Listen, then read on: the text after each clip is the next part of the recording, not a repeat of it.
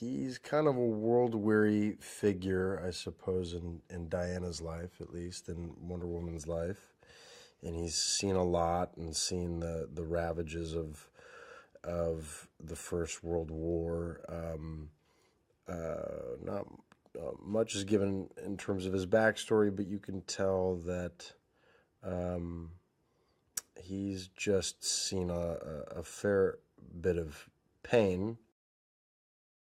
Sometimes in films with the group, let's say surrounding the protagonist, they're not always kind of fully fleshed out. You don't really understand why they're there. They may have some funny quips, but they don't really do much of anything. And these guys, us, each one of us has a different prism through which they see the world, and they all really, really complement our lead in Diana so beautifully, I think. And they're all so well-rounded. They're all such great actors.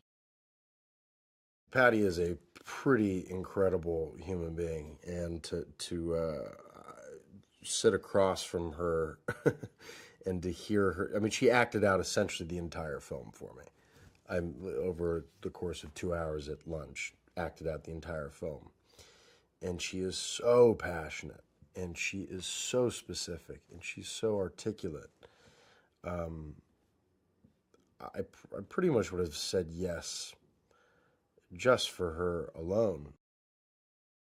I think that's the beauty of what Gal has, is that she is physically very imposing. She's stunning. She's like 6 feet tall.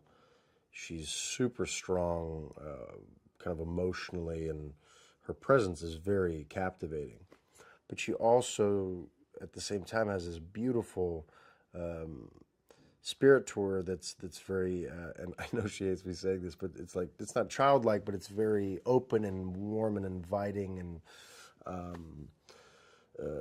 she's got a wonderful maternal quality to her, and a deep kind of love for the world, and that is very much this kind of juxtaposition of Diana, Wonder Woman, in this film.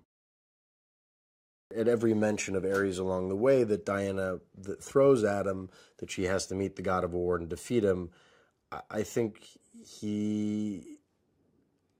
it's so beyond his conception of what the world has to offer, of a world of magic lassos and people that can jump, 5 stories, and people that can run across no man's land and single-handedly defeat everybody in a leather miniskirt, that I think that the idea of the god of war is just that much farther out there, and he just throws it aside and says, you obviously can kick some major ass, please help me do that, and then we can figure out this obsession you have with this, this god of war character.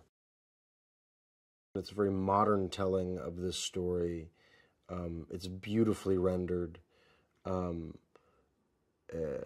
And it has a pretty wonderfully, beautifully transparent message of that no matter how ugly this world gets that we live in, no matter how much death we encounter, no matter how many homicidal dictators are out there, no matter how much genocide happens, how many wars happen,